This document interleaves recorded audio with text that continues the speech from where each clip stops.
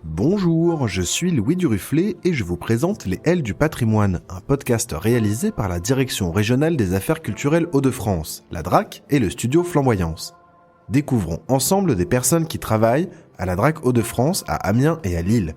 Dans cet épisode, nous allons à la rencontre de Marina Pagli, conservateur du patrimoine au service régional de l'archéologie de la DRAC Hauts-de-France. Bonne écoute. Je suis Marina Pagli, je suis conservateur du patrimoine au service régional de l'archéologie de la DRAC Hauts-de-France. Dans mon travail, j'ai donc une partie de gestion de dossiers d'archéologie dans un territoire des Hauts-de-France. Donc, au sein de ces territoires, je gère les dossiers d'archéologie préventive. Donc, j'instruis les dossiers d'aménagement, j'ai prescrit les opérations de diagnostic, de fouille. J'accompagne aussi les collègues opérateurs, les archéologues qui interviennent sur le terrain. Et de l'autre côté, j'ai des compétences par ma formation en préhistoire.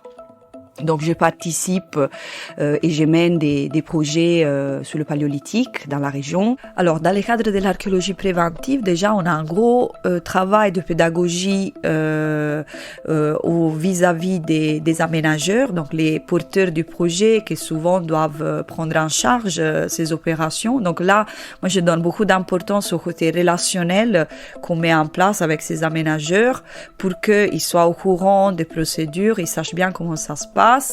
Et pour que ce soit bien perçu. Je fais le lien souvent entre les aménageurs et les collègues archéologues qui sont sur le terrain. Je suis toujours en soutien des collègues sur le terrain. Alors, je trouve que souvent on a un regard qui est parfois plus de facilitateur vers le projet d'aménagement. Et en fait, moi, je tiens vraiment à ce que les opérations de terrain se passent dans les meilleures conditions. Donc, souvent, je suis vraiment en soutien des collègues qui font les opérations pour qu'ils puissent bénéficier des moyens nécessaires pour mener à bien leur recherche. On peut être amené aussi à participer à des actions de valorisation des données de l'archéologie en collaboration avec les musées ou les services des collectivités qui ont des volontés de valorisation scientifique ou de valorisation grand public des données archéologiques. Souvent, l'archéologie préventive est vécue encore un peu comme une contrainte, comme quelque chose qu'on doit mettre en place et ensuite on fait tout pour libérer les terrains, pour permettre l'aménagement. Donc le côté valorisation, c'est pas encore quelque chose d'évident pour les porteurs du projet, pour les aménageurs. Par contre, effectivement, on voit de plus en plus des collectivités, des services qui sont un peu en demande de ce côté valorisation. Alors là, pour la préhistoire notamment, on voit depuis peu de temps surgir toute une série de projets de valorisation à travers des expositions temporaires notamment, qui mettent en valeur les données archéologiques des différents territoires. Les Hauts-de-France, c'est une région qui est très riche en préhistoire, surtout pour la période paléolithique. Alors c'est vraiment une région qui permet une approche très fine de ces occupations anciennes. C'est des occupations qui sont à la fois très bien conservées parce qu'elles ont été conservées sur des dépôts donc les sites qui se sont accumulés lors des périodes glaciaires. Donc elles sont très bien conservées. Pouvez-vous partager les moments forts de votre parcours ? Alors, moi, j'ai commencé mon parcours en Italie. Je suis italienne. J'ai commencé des études d'archéologie en Italie jusqu'au master. Ensuite, j'ai participé au projet Erasmus qui m'a permis de venir en France. À l'époque, je faisais déjà la préhistoire en Italie et j'avais choisi de passer une période en France parce que la France était et est encore un pays très important pour les études sur la préhistoire, en particulier pour le développement de la technologie lithique. Donc moi, j'étais spécialisée dans l'étude des pierres taillées préhistoriques, et c'est vrai qu'en France, on avait des méthodes particulièrement développées dans ce domaine-là. Et ensuite, donc, une fois fini le projet Erasmus, j'ai décidé de poursuivre mes études en France, d'abord avec un master en codirection entre mon université d'origine, l'université de Florence, et l'université Paris-Nanterre, et ensuite avec ma thèse de doctorat à l'université de Nanterre. Après la thèse, donc j'ai eu une période où j'ai développé un peu d'autres projets. Je me suis rendue notamment au Brésil, où j'ai participé à des projets là-bas, notamment un projet de postdoctorat. Au Brésil, alors, j'ai travaillé dans un centre de recherche qui était géré donc par une directrice, donc une femme vraiment remarquable qui avait un très très fort caractère, qui a réussi à créer un centre de recherche lié à toute une série de sites préhistoriques, avec en particulier c'était des abris sous roche avec des peintures rupestres vraiment exceptionnel, et des niveaux d'occupation, donc des niveaux d'occupation liés à ces anciennes occupations de cette partie du Brésil. Donc c'est le site, le parc de la Serra da Capivara. Là-bas, j'ai pu donc intégrer les équipes qui travaillaient sur les industries lithiques, travailler, encadrer les techniciens qui étaient chargés de gérer un peu ces collections. Donc c'était une expérience très très très fructueuse pour moi, pour connaître d'autres contextes, aussi pour voir d'autres façons de travailler sur les industries. Alors à la suite, je me suis lancée dans le projet de passer le concours de conservateur du patrimoine, donc que j'ai eu en 2017, et me voilà donc au SRA Hauts-de-France. Est-ce que vous trouvez que le milieu de l'archéologie est plutôt féminin, masculin, ou au contraire assez mixte ? Alors, en archéologie, je pense qu'on remarque ce phénomène qui est très intéressant, où quand on fait les études à l'université et quand on est sur les chantiers de fouilles, on a quand même une grosse majorité de femmes archéologues. Et puis quand on voit les postes de direction ou les postes des décisionnaires, disons, de l'archéologie, on remarque un espèce de décalage. Voilà, on remarque une majorité d'hommes sur ce poste-là. Les postes de management, la plupart du temps, c'est quand même des hommes qui les occupent. Ce qui fait que, alors souvent, nous, à notre niveau, au service régional, quand on intègre des réunions pour dédiées à la gestion, plus de l'archéologie, souvent on se retrouve un peu en minorité, on est quand même un peu entouré par une majorité d'hommes. Et pourquoi y a-t-il ce déséquilibre ?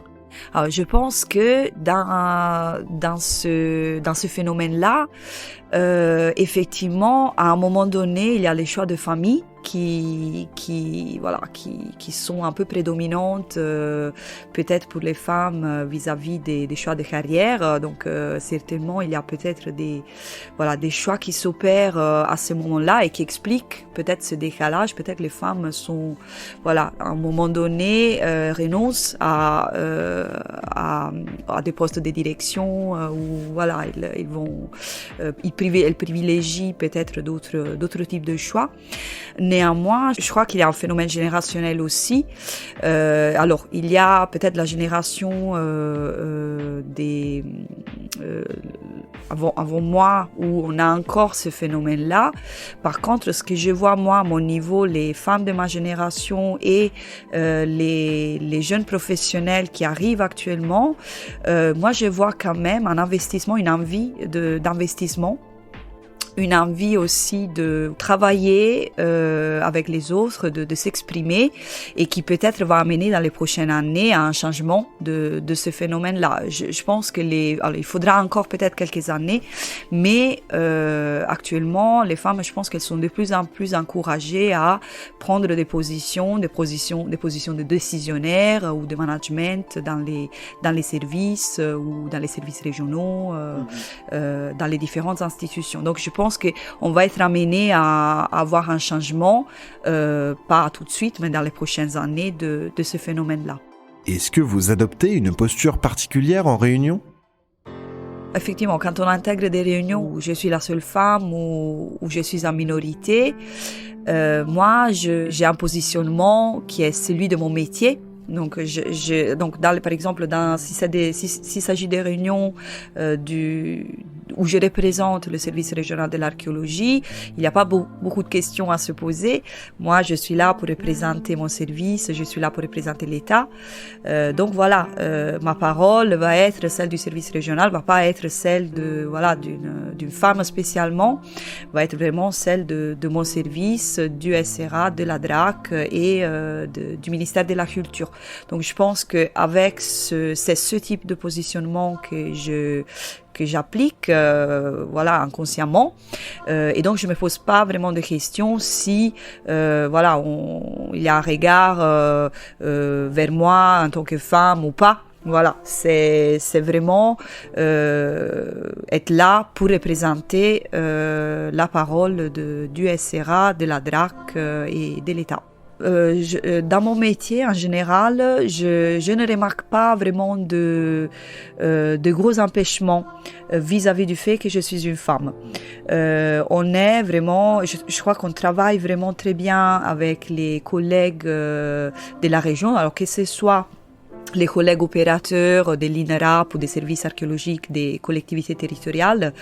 Moi, j'ai vraiment un positionnement qui est celui de la collaboration et de l'accompagnement. Donc voilà, on a vraiment des échanges. Je trouve qu'on a mis en place des relations qui sont vraiment celles de travailler en commun pour gérer un territoire ensemble. Chacun à son niveau, moi de celui du SRA et les collègues celui plus des archéologues de terrain. Donc effectivement, il n'y a pas de confusion dans ces rôles-là avec le fait d'être une femme. Moi, je me suis jamais sentie vraiment empêchée par le fait d'être une femme au sein de réunions ou de visites de chantier. Quel aspect de votre métier voulez-vous continuer de développer dans les prochaines années ? Alors, je pense qu'après 4 ans et demi d'intégration du service régional de l'archéologie, j'ai un peu compris le type d'interlocuteur que j'ai envie d'être.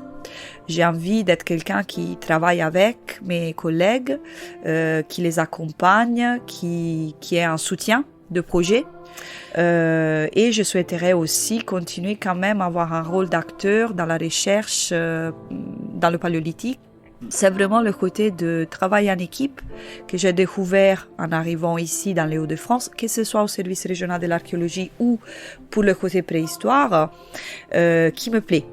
C'est le fait de travailler, personne ne travaille tout seul, c'est vraiment, on travaille toujours avec des collègues, chacun travaille avec son rôle et à partir de ses compétences pour faire un travail commun sur des problématiques particulières avec un objectif commun. Avez-vous un message à faire passer aux étudiantes et étudiants intéressés par l'archéologie et le patrimoine ?